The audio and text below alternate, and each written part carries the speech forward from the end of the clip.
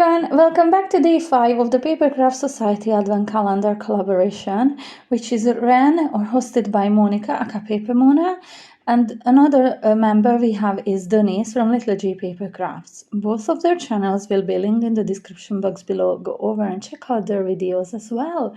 They are coming in with daily uploads too, and the makes are just amazing. So today we are on day number 5, and we are opening this lovely pink box again, a coral pink box. And this is so gorgeous. This is a stencil. You can see all that lovely foliage coming through there.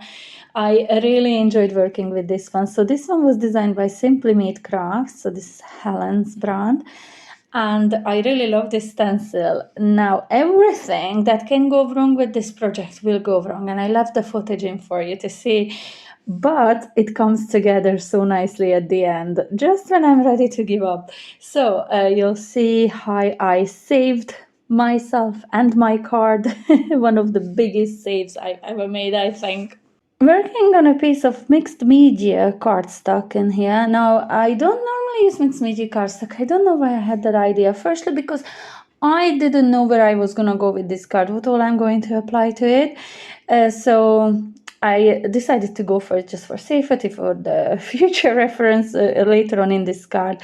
But it will come so handy, and you will see why. I couldn't have saved this card if it wasn't a mixed media card, I think. So I used 3 different tones of greens in here: peeled paint, rustic wilderness, and lucky clover, to do an ink blend all over the stencil. And I wasn't just applying one color to each foliage. I was mixing up the colors, blending them, creating new shades. So yeah, I really love how it turned out.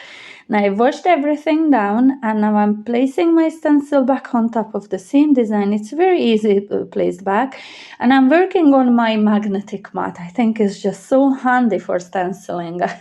I really am enjoying using it. I use it every single time I use stencils. So I have this glitter texture paste from Cosmic Shimmer, and I've had this pot for such a long time. I'm coming to the very end of it now. I really will have to order a new pot because I love it. It is just so gorgeous. The sparkle that this leaves me with is just second to none, honestly. You will see at the end of this video when I show you some proper close-ups. Now, when it goes on like this, it goes on quite cloudy. So it mutes down the grains behind it, but once it dries super clear and sparkling. You'll see that just in a second. You can see that dimension on it too that it created. So this is a while later when everything had dried, and you can see how lovely and clear that is. And that sparkle is just amazing, and it's permanent. You can feel a texture to it. You can see the dimension. I absolutely love using this stuff. And in here I'm just cutting down my panel, and I am not measuring anything. I'm cutting down as close to the design as I can go, and then I will just work with these measurements. And this is before things start to go a bit wrong. So I decided to add that gorgeous metallic splatter to this. This is a paint that I used before, a watercolor metallic paint set from Amazon. And I had just washed my hair before sitting down to finish this card. And look, my hair had fallen in there, and there's a big golden line in there. It's very dark. So I decided to smudge it out and add the gold color to the whole of the background. So that's what I'm working in here, and I'm watering it way down to make it as faint as I possibly can. But guys, it's not that I didn't like it. I hated it. I hated the way this turned out. It just wasn't me at all. So I was just about to start all over again with the panel, the ink blending, the texture paste and all. But then I had a different idea. Like, look, it's not great.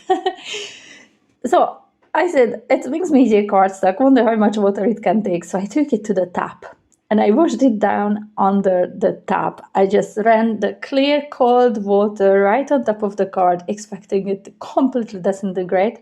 But look what just happened instead. Magic. Pure magic. All that gold washed away. The card is still in one piece. Now, some of the glitter seemed to have disappeared, but that will come back when it dries at the end. So that's another plus. I said I can live with the less glitter in there, but it will come back just as sparkly as it was before. But in addition, what happened in here, just look at that. Do you see that drop shadow kind of look that it created all around the foliage? I was just mesmerized by it. I said, yeah, I was so happy. I kept laughing and chuckling in here. One of the biggest saves for a card that I've ever done. If I ever done one, this was it, guys. So yeah, it is quite wet, so it needed to dry. And once my panel dried, I came back with the gold splatter. This time all my hair piece is well out of the way. And I brought in one of last year's envelopes, and this is by Card Making Magic, and this is a die set foliage flowers, and I've die cut them from the same cardstock I used for my panel, just to have the same kind of texture to it.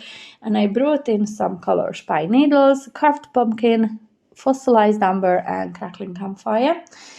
And I was thinking of adding some different greens to ink blend on the foliage, but then I decided against that because I wanted these to complement my background, not to take over. So I just kept them one green, and I let that background shine behind them. So have you been following along in this collaboration? It's been such a lovely journey. Monika and Denise, they are both posting daily videos as well. Please do go over and check out their channels and their series as well as some different inspiration. We all come up with different ideas, and I just love watching what they created. If you would like to join in our challenge, use the hashtag that you can see on my screen now to add to your mix that you post on social media. That way we will be able to check out what you have made, and we cannot wait to see your mix too. It's so nice to see all the different inspiration using the same supplies. I am going to use this cardstock in a landscape shape, and I'm going to wrap some vellum rind towards the bottom. This is 3/4 of an inch in width now. And I just added some double-sided tape at the back of my card and attached the vellum to it, wrapped it around the front of the card. Now I decided to add some twine as well. I have this very natural looking, just brown, crafty kind of twine. And I am going to add 3 strands of these, all right, just wrap it around the same place. The vellum is just on top of that vellum, and I think it just adds some lovely interest to it. So I'm just attaching them to the double-sided tape that is already at the back in there, and then I will cut the excess away and just fix it down with some more double-sided tape, because this piece of cardstock went through so much already. I don't want to add any liquid glue to attach this to for the panels. I definitely thought that using double-sided sticky tape is the safest bet to go. In here, I'm just playing about, trying to see what kind of an arrangement I like. I'm not gluing anything down yet, but I'm pretty happy with how it looks in here. So I want to add a little bit of a green border around this one. And the cardstock, when I cut it down, ended up measuring 5 1/8 by 3 7/8. So I cut a piece of green card to 5 1/4 by 4 inches. And it is just 1/8 of an inch bigger in either direction than my card panel is, or the front panel is. Now, I didn't like that green. It seemed a bit too bright compared to all the earthy tones. So I think in here I have Rustic Wilderness. It's either Rustic Wilderness or Pine Needles, one or the other. It's one of the green shades that I used on the card already. So I added just a little border with that color. And when I attach my panel to that one, it will have that lovely earthy green color border around it. I loved this one. And here I just fixating the vellum to the card front just a bit, and the twine as well, where I know that I will be covering it up with my decorations anyway. So I have a piece of cardstock here measuring 8.5 by 5.5, and on the 8.5 inch side I scored down at 4 1/4.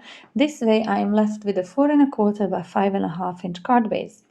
I'm going to glue my panel on top of this. It will leave me with that lovely border on all 4 sides. And I think that is a good size of a card to have. So as I said, I was very pleased. It was a journey to make this card, but I was very pleased with how it was coming together. So I'm just using my hot glue to glue everything in place there. And I love the color of those flowers, but you will see me in a little while. I will add some little more touch to those flowers in there.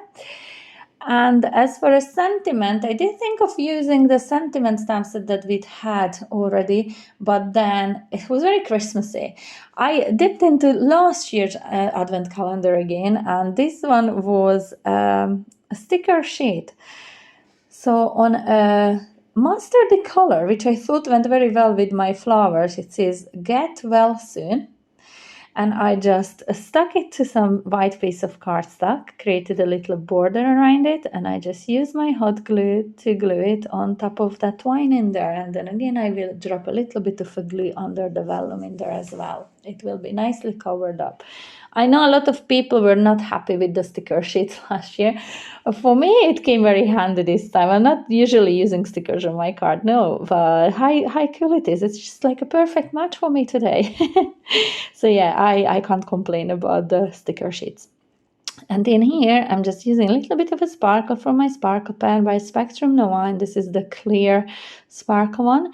And it will turn out so nice. It's still wet in here, but you will see in a minute. I will show you some close-ups when it's dry too. So this is where it is still wet, but you can already pick up on all that sparkle. And you see when the background starts to properly dry back, that sparkle to the foliage is coming back from the texture phase. So I was quite so happy with how this was turning out. And in here, this is the next day footage. I have to say I'm very pleased with the results. What do you all think? I would love to hear your thoughts. Please do leave me them in the comment section below. If you haven't yet subscribed to my channel, please make sure you do so and hit the notification bell so you'll get notified anytime I upload new videos. And do go over to Monika's and Denise's channels as well and do the same if you like what you see. We would love to have you here. For my next tutorial on my channel, you don't have to wait till tomorrow morning. I have something special to share tonight at 5 o'clock. It's the 5th of the month. So if you've been following for a minute, you'd know that something special is coming up tonight again. So I hope to see you at 5 o'clock. And until then, bye.